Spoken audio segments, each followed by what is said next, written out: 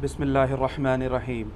علی بھائی، سب سے پہلا سوال بنیادی ہے محرم الحرام کے حوالے سے کہ اسلام میں محرم الحرام کے مہینے کی فضیلت اور اہمیت کیا ہے، اور اس کا جواب جو ہے وہ قرآن حکیم اور صحیح الاسناد احادیث کی روشنی میں وضاحت فرما دیں۔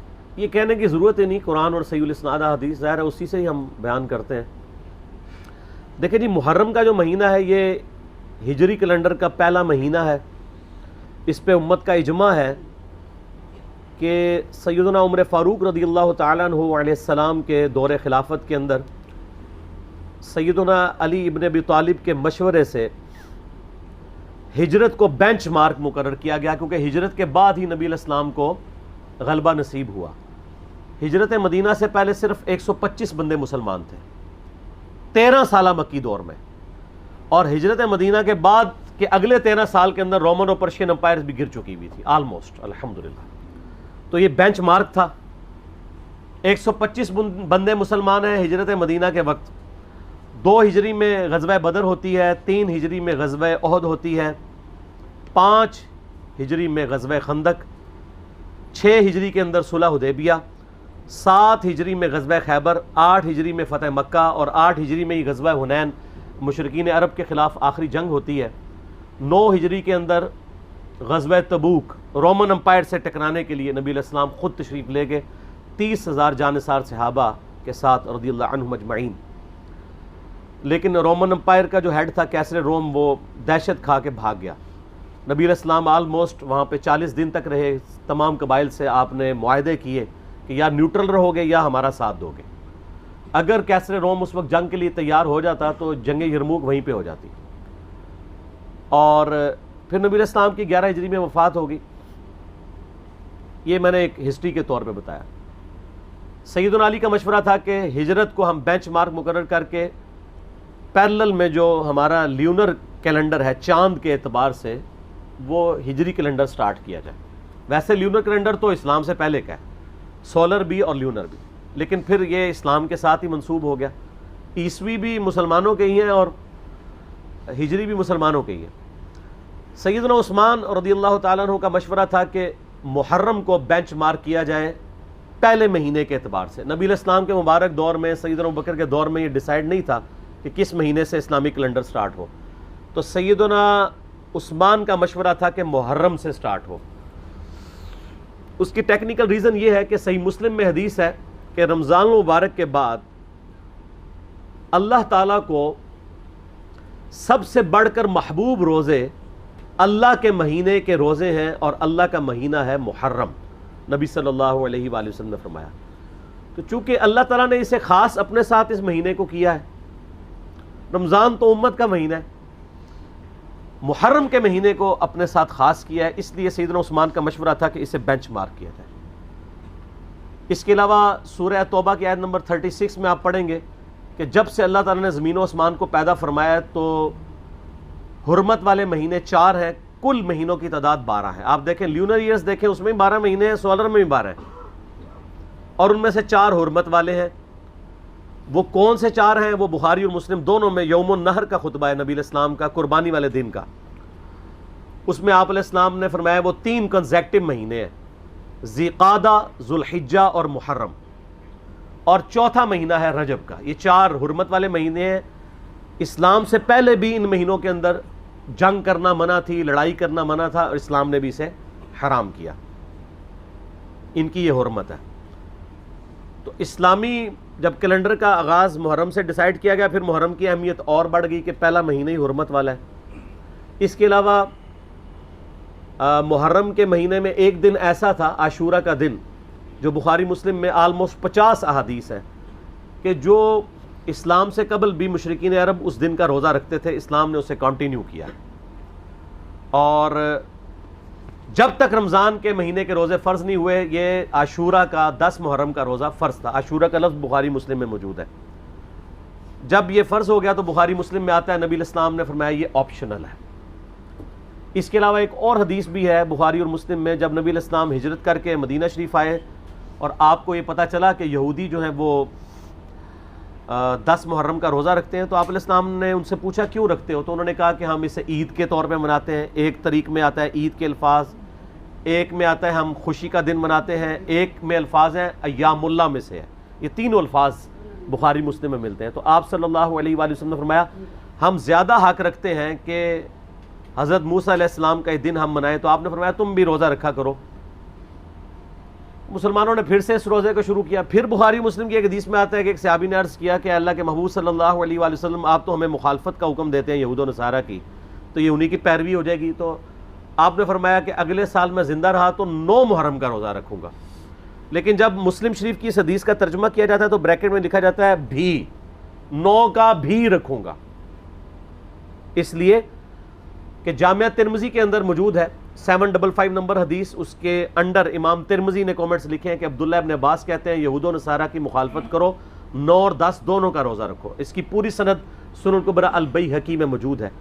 اس کے علاوہ جو اہل تشیع کا اس روزے پر اعتراض ہے، یہودیوں کا بھی ایک اعتراض ہے کہ جی ہم تو کوئی نہیں رکھتے، تو میں نے بتایا کہ اب وہ مہینے چینج ہو چکے ہیں، آج بھی وہ اس دن کو مناتے ہیں، لیکن ان کے اس مہینے کا نام تشریع ہے، تشریع بھی بولا جاتا ہے، تشریع بھی، اور یوم کپور اسے کہا جاتا ہے۔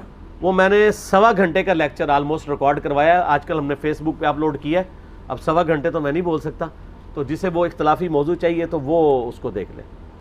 تو 9-10 محرم انشاءاللہ کل اور پرسوں آ رہی ہے 1441 ہجری میں، اور اس دفعہ آپ دیکھیں ستمبر 2019 اور محرم الحرام 1441 کو انسائڈ کر گئے ہیں، جو تاریخ وہ چل رہی ہے محرم کی، وہی تاریخ ستمبر 2019 کی چل رہی ہے۔ تو کل ستمبر 9 کو محرم الحرام بھی 9 ہے، 9 اور 10 یہ 2 روزے رکھیں، یہ یعنی ایک فضیلت کا کام ہے۔ باقی پھر اسلام میں تو محرم کی اہمیت اس وقت زیادہ بڑھ گئی کہ جب اس امت نے نبی صلی اللہ علیہ وآلہ وسلم کو قبر میں گئے ہوئے صرف 50 سال گزرے تھے کہ آپ کی پوری اولاد کو سوائے چند ایک کے میدان کربلا میں مظلومانہ شہید کر دیا۔ سیدنا حسین ابن علی رضی اللہ تعالیٰ عنہ کی شہادت نے اس مہینے کو اور عاشورہ کے دن کو ہمیشہ کے لیے امر کر دیا۔ ویسے اگر آپ بخاری مسلم میں تو آتا نا اس دن فرعون ڈبویا گیا تھا، ایام اللہ میں سے ہے۔ اس کے علاوہ اگر آپ تاریخ کی کتابیں پڑھیں گے تو آپ کو پتہ چلے گا کہ اللہ تعالیٰ کے فیصلے کے بڑے بڑے دن جو ہیں وہ 10 محرم کو ہی آئے ہیں۔ 10 محرم کے دن ہی یونس علیہ السلام کو مچھلی کے پیٹ سے نجات ملی تھی۔ اب اس پہ حدیثیں سپورٹیو نہیں ہیں، لیکن تاریخ میں یہ روایتیں ملتی ہیں۔ 10 محرم کے دن ہی اللہ تعالیٰ نے سیدنا آدم علیہ السلام اور سیدہ حوا کی ملاقات کروا دی تھی۔ اس کے علاوہ کئی اور واقعات آپ کو ملتے ہیں، اس ڈیٹیل میں جانے کے لیے ضرورت نہیں ہے۔ اس قسم کی آپ نے اگر میٹھی میٹھی باتیں سننی ہو تو طارق جمیل حافظہ اللہ تعالیٰ کے آج کل کافی کلپ چڑھے ہیں، وہ آپ دیکھ لیں۔ ہم نے تو یہاں پہ تحقیقی باتیں کرنی ہوتی ہیں، تو اس لیے میں ان چیزوں میں ٹائم لگا کے اپنی بات کا رخ اور طرف نہیں لے کے جانا چاہتا۔ تو یہ جناب محرم کی اہمیت ہے، اور کربلا کے اعتبار سے تو ظاہر ہے کہ پھر اہمیت بڑھ گئی کہ مسلمان دیکھیں اس پہ تو اجماع کر چکے ہیں کہ پوری دنیا کے مسلمان محرم کے مہینے میں جو ہے وہ کربلا کو یاد کرتے ہیں۔ کوئی اس دن ماتم کر کے یاد کرتا ہے، کوئی اس دن فضائل اہل بیت سنا کے یاد کرتا ہے، کوئی اس دن یزید کے فضائل سناتا ہے۔ تو اپنا اپنا کام سارے ڈیوٹی پوری کر رہے ہیں، ٹھیک ہے۔ تو نصیب والوں کا حصہ ہے۔ اللہ تعالیٰ ہمارا خاتمہ اہل بیت کے ساتھ فرمائے، قیامت والے دن ہمیں معشور فرمائے ان کے ساتھ، آمین، اور ان کی محبت پہ ہمارا خاتمہ فرمائے، آمین۔ جی جناب۔ اسی سے متعلق دوسرا سوال یہ ہے کہ ایک عام جو مسلمان ہے اس کو محرم الحرام کے مہینے میں کیا کوئی خاص نیکی، نماز وغیرہ اس طرح کی کوئی چیزیں ثابت ہیں جو محرم الحرام میں کرنی چاہیے؟ یہ کافی ساری روایتیں ملتی ہیں جی، اتنے نفل پڑھیں 10 محرم کے دن، روزہ رکھیں، اتنے پیسے خیرات کر دیں، یہ سب کی سب چیزیں گھڑی ہوئی ہیں۔ جو چیز ملتی تھی وہ میں نے بتا دی ہے کہ وہ 10 محرم کا روزہ ہے، اور اب تو ہم نے 9 اور 10 دونوں کا رکھنا ہے۔ باقی اس دن اور ایکٹیویٹیز یہی ہیں کہ آپ ہماری ویڈیوز شیئر کروائیں، لوگوں کو بتائیں کہ اس دن کتنا بڑا واقعہ امت پہ افطار ٹوٹی ہے، اتنی بڑی دراڑ پڑی ہے کہ جو آج تک یعنی فل ہونے کا نام نہیں لیتی۔ اللہ کا شکر ہے ہماری ویڈیوز کی برکت سے اب اس کی ہیلنگ شروع ہو گئی ہے۔ ہیلنگ ضروری ہے، ورنہ تو امام مہدی علیہ السلام سنی میں آگے تو شیعہ نے انکار کر دینا ہے، شیعہ میں آگے تو سنیوں نے انکار کر دینا ہے۔ تو یہ ضروری ہے کہ امام مہدی کے آنے سے پہلے پہلے یہ سنی شیعہ کی تفریق اور اس کے اندر بھی جو سب ڈویژنز ہیں وہ ختم ہو کے لوگ جھوم جھوم کے کہیں کہ نہ میں وہابی نہ میں بابی، میں ہوں مسلم علمی کتابی. نہ ہم سو کالڈ وہابی ہیں، کوئی علمی بات کر دے اسے وہابی کا تانا دیتے ہیں، اور نہ ہم بابوں کا دفاع کرنے والے بابی ہیں. ہم عام سے مسلمان ہیں علمی کتابی.